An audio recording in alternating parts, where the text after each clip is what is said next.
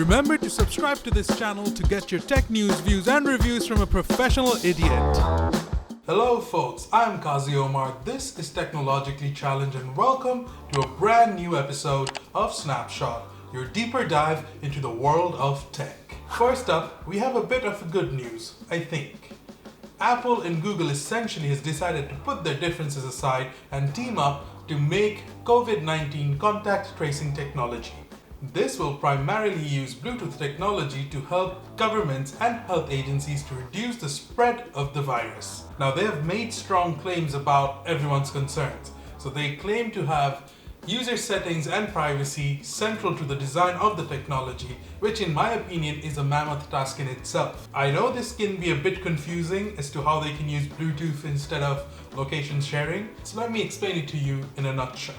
To ensure that personal data is not shared, they will not use location data, but instead they will share unique identifiers between two devices when they come in close contact. This process keeps going on as those users come in close contact with other users, and essentially they're able to create a whole radius of people that have been in contact with each other, at least in the Bluetooth range. When one of those users get infected with the COVID-19 strain, basically they have to input it into the app themselves, which means it is not a fully automated system. So that is something people will have to keep in mind. Once that data is entered into the system, anyone who that user shared their unique identifier with will get a notification alerting them that they should get tested as well, since one person that they came in contact with was infected. Now, I know this probably sounds very confusing and I probably butchered the actual process and did a horrible job explaining it. But if you still want me to explain the whole process in a more proper and nicer way, I would love to do that on a different video. So if that is something you want, make sure you put it down in the comment section below so that I can make the video for you. Moving on, we have PS5 and their new controllers, which they're very nicely calling DualSense. So to begin with, Sony wanted the controllers to be an extension of the gameplay rather than just controllers. And to do so, they added a few things here and there. One of them is haptic feedback. So they added haptic feedback onto the controller instead of the vibration plates. What this does is it makes the vibrations a bit more realistic and it immerses you into the game a lot more. The other thing that they did was add adaptive triggers onto L2 and R2, the shoulder buttons. Now, what that means is essentially they've become pressure sensitive. So if you press harder enough, you will actually go faster in a racing game, or if you press lightly, you'll just be a damn loser. Like me. Yes, like me. Don't cry. Don't cry. As you can see, they also changed the share button and they now call it the create button because they wanted to give gaming users a lot more content to work with, and apparently this will completely enhance the gaming content sharing experience. But if you ask me, the best addition to this controller has to be the built-in microphones. I mean, literally, now you can chat with any online users if you want quickly with the built-in microphone, so you can do that without actually having to buy a whole other headset. Now, Sony warns us that if you're looking for long conversations like this. Okay, sweetheart, I'll see you later. Okay, bye. What? Oh, that is so sweet. You still need to buy a headset because it's not feasible and plausible to some extent to use the built-in microphone for long conversations. Sony has also promised that they will be sharing a lot more about their controllers and the system itself when we come closer to the launch date, which is slated for a 2020 holiday period release.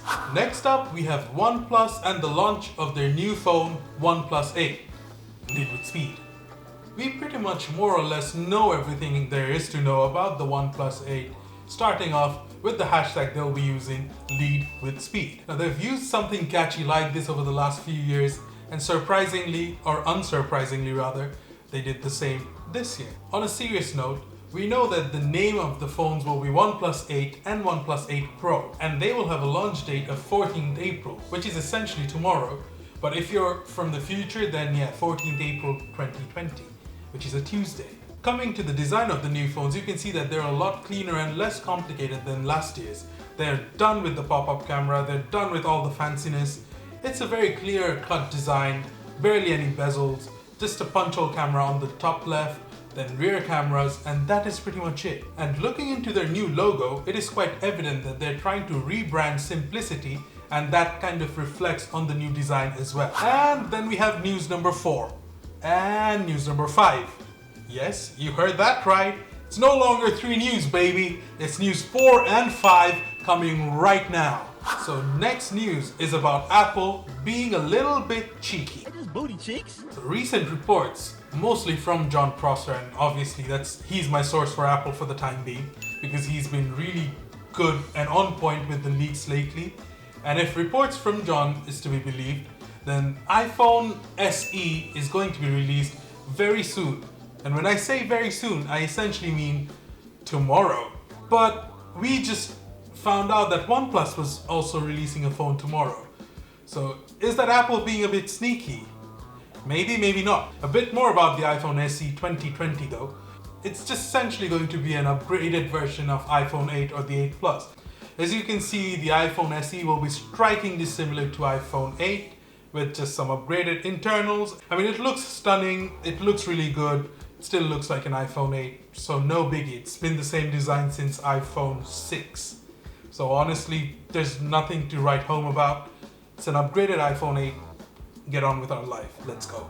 And now for the last news of the day, and I'm almost embarrassed to bring this news to you. Recently, we've seen that people in the UK, more specifically in Birmingham, have started burning down 5G cell towers because they saw from a Facebook video from a very unreliable source that 5G apparently restricts oxygen to your lungs. What we're seeing with these cases in Wuhan, we've all seen it on social media, is these people suddenly just fall over and they have a dry cough. I have never seen a patient be walking along, doing their own thing, and suddenly fall over because they've got pneumonia. It just doesn't happen. However, it does happen with 5G. Now that is not true. It is not true by any means. At a time like this, it is very easy to believe everything we find on the internet, and more importantly, it is very easy to spread misinformation and panic. So please let me take this opportunity to clarify that 5G does not cause coronavirus in any way, shape or form. Please do not listen to those idiots. That is not true, and unless someone shows me actual relatable scientific data, I will not believe that to be the case. And neither should you. Please make up your own mind.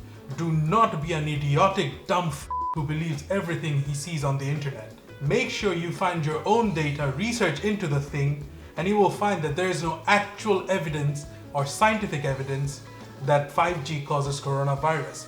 Trust me, relatable statistics is not enough, as the margin of error is extremely high because of coincidences. So please, please, please do your own research, look into your own evidence, and do not believe every lame damn thing you see on the internet. Because at a time like this, it is very important for us to be smart, for us to be careful, and for us to be considerate of everyone that's around us. I mean, seriously, if you believe every cockamamie bullshit that you find on the internet, you cannot live a normal life. Then you're f***ed up. You need to get your head checked. Honestly, jokes aside, it's time for us to be smart, it's time for us to be considerate, it's time for us to be careful. It's very easy to spread misinformation, and you honestly don't want to do that. So please stay home, be safe, and overcome this the right way. Do not spread misinformation, do not spread panic, because it's very easy to get sucked into that, and you really don't want to be that person. And this is it for this week's tech news. I hope you enjoyed it, and I really hope you learned something. Click on this video over here to see how I spent over $1,000 while I was stuck in quarantine. Click on this video over here to see which video YouTube thinks is the best for you, because let's face it, YouTube is the all-seeing eye. As always, remember to like this video, hit the subscribe button, smash that bell icon so that you get a pesky cheeky little notification every single time I upload a video, and I'll see you on the next one.